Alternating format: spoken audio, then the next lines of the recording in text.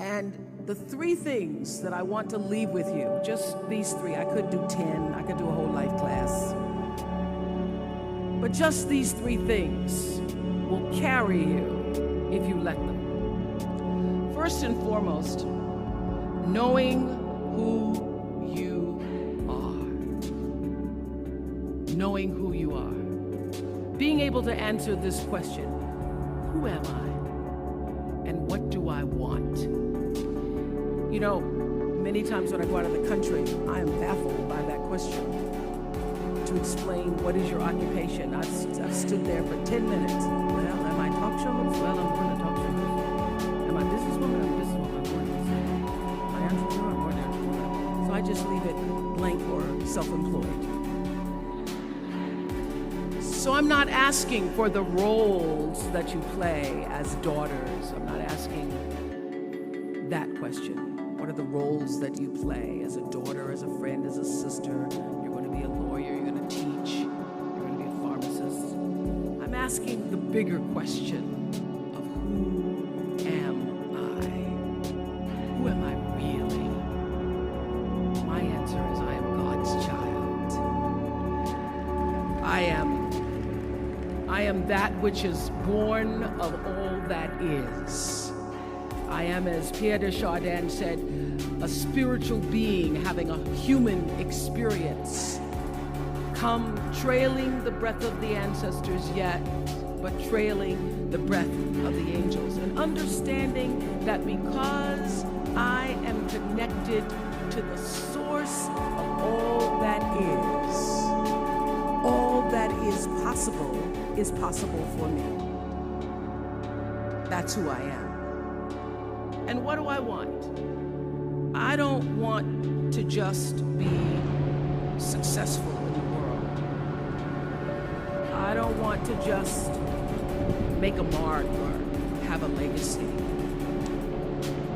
The answer to that question for me is I want to fulfill the highest, truest expression of myself as a human being. I want to fulfill the promise that the Creator dreamed when He dreamed the cells that made up me. What do I want? You must have some kind of vision for your life. Even if you don't know the plan, you have to have a direction in which you choose to go. I never was the kind of woman who liked to get in a car and just go for a ride. I had a boyfriend who would say, let's just go for a ride. I want to know, where are we going? Do we have a destination? Is there a plan? Or are we just riding? What I've learned is that's a great metaphor for life. You want to be in the driver's seat of your own life, because if you're not, life will drive you. So, knowing who you really are in this space and time that we embody, that's number one. What do you want? Who are you? Number two, you must find a way to serve. Martin Luther King said that not everybody can be famous, but everybody can be great, because greatness is determined by service. Now, we live in a world where everybody wants to be famous, and where we admire people for just being famous. We think being known brings us value. The truth is, all of that will fade in time. In 3 years, you won't be able to name the housewives of Atlanta. The real truth is that service and significance, the significance that you bring to your service is that which is lasting. So to be able to, whatever your occupation or job or talent or gift is, our honorees today getting doctorate degrees, to apparently opposite fields, HIV and AIDS and the spoken word. But what they have in common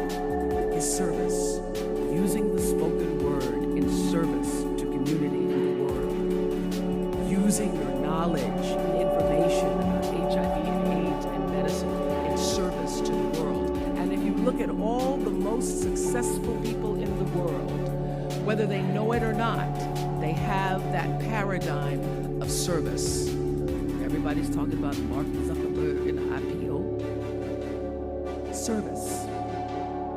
Jay-Z rapping. Service. Through the word, to people, through song.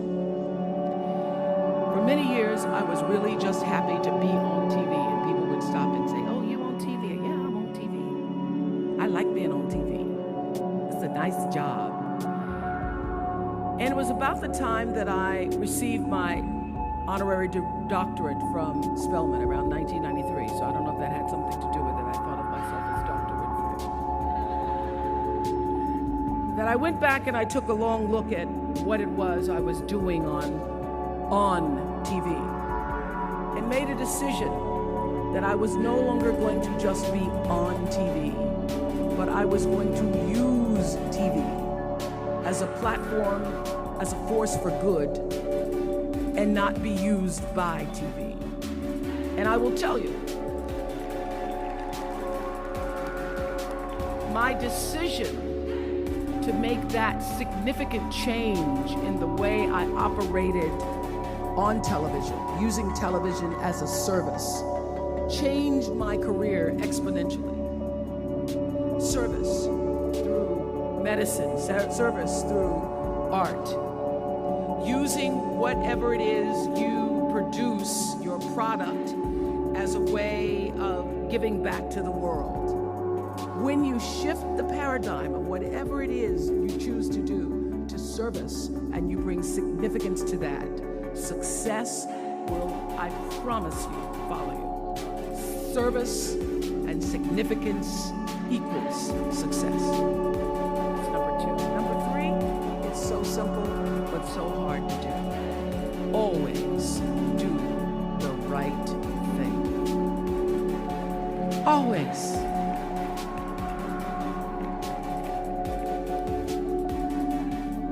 Be excellent. People notice. Think of how you notice. You go to Taco Bell, somebody gives you an extra napkin and some sauce. You notice. You want to go back to that person. Because even at Taco Bell, excellence shows itself. Be excellent. Let excellence be your brand. Everybody talks about building a brand. I never even knew what that was. When people say, "You're a brand," I would say, "No, I'm just Oprah." What I recognize now is that my choice to, in every way, in every example, in every experience, to do the right thing and the excellent thing is what has created the brand. Years ago, I did an ad for Revlon for an ad they were doing called Unforgettable Women. And what I know is that when you are excellent, you become unforgettable. People remember you. You stand out. Regardless of what it is, you become an unforgettable woman. And that is what we all want. We want to be unforgettable and not forgettable. So doing the right thing, even when nobody knows you're doing the right thing, will always bring the right thing to you. I promise you that. Why? Because the third law of motion is always at work. For every action, there's an equal and opposite reaction. That is so true in all of our lives. That's what Newton said. Celia in The Color Purple said it.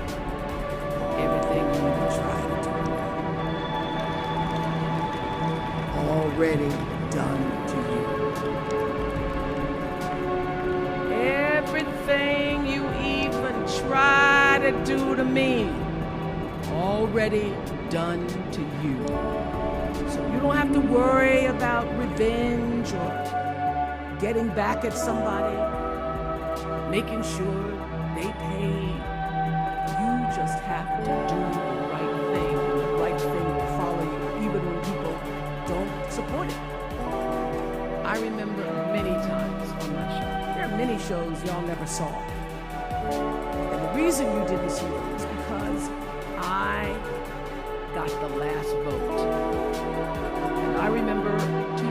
10. My team, hardest working team in television, we've done this interview with a woman who turns out she was a Sunday school teacher by day and a sex addict at night. Ooh. And they were like, you won't believe it. We got her going out. We got her with the men. We get to show her, and she was willing to show us everything. I sat down with a woman for an interview that was taped.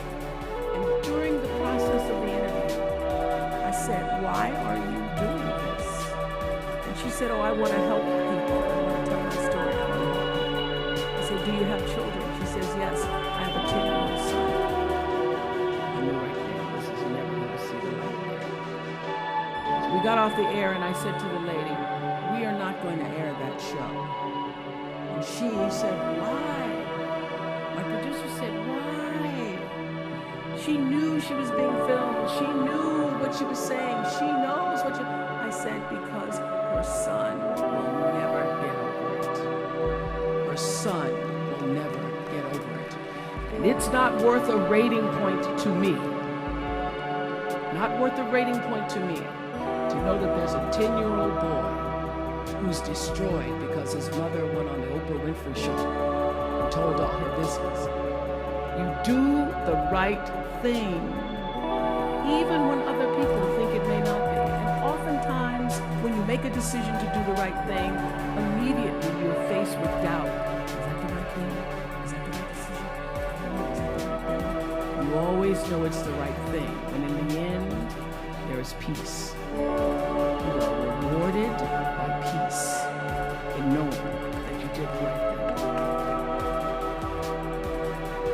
The most important thing I have come to know in doing the right thing and making the right choices is understanding what we talked about yesterday. All of you leaving here have the potential for enormous success. There's a price that comes with that. People don't always like you, and they're not always happy for you. And if you surround yourself with people who are not accustomed to your success, they become fearful, they become scared, because you are reflecting back something to them that they don't recognize. Now, they're not going to say, you know, I'm very fearful, because you're reflecting back to me something I don't recognize. They're going to say, you know what they're going to say? They're going to say, who she thinks she is. Who she thinks she is. That only happens when you are around people who do not mean and want and aspire to the best for you. People who want the best for you want you to be your best. So my greatest advice to you is to surround yourself with people who are going to fill your cup until your cup runneth over. So when people say you're so full of yourself, you can say, yeah.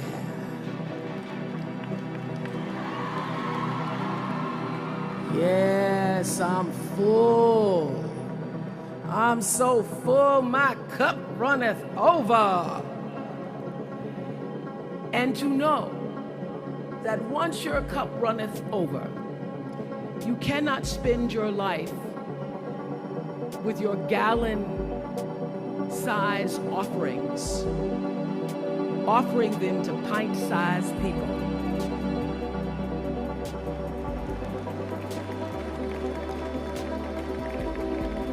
You have got to surround yourself with gallon-sized people who can hang in the same company with you, so that you're not offering your gallons to those little pints out there who can't hold it anyway. Choice to Change the World. I love that song. I love hearing you all sing that song. And what I know for sure is that the biggest choices begin and end with you. Your internal big questions. Who do I want to be in the world? my relationship to source energy, to all that is God. I'm not talking about what you believe in God. I'm talking about your experience of that which is all life, which is divine and universal. I'm talking about the big deal. Being connected and aligned with that. When you are tuned in and charged into that, whenever you feel empty, you go inside yourself and you connect to the source, and you know that all things are possible. To know that, and to choose to do the right thing in service and significance, I promise you, you will create a vessel of service for yourself first, because you have to honor yourself first. You have to give to yourself first, otherwise you have nothing to give away. You will create a vessel for yourself, for your family, your community. And those three things will not only lead you to a blessed life. I stand as a witness. My life is so blessed. I can't begin sometimes.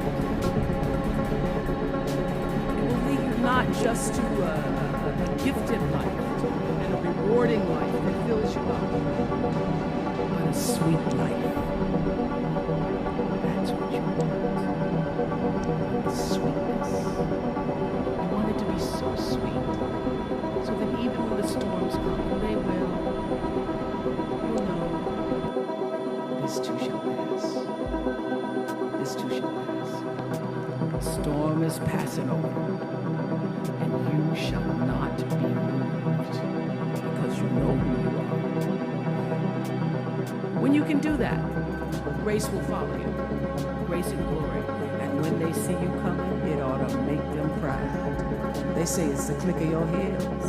It's the bend of your hand. It's the palm of your hand. It's the need for your care. Because you a woman. You a Spellman woman.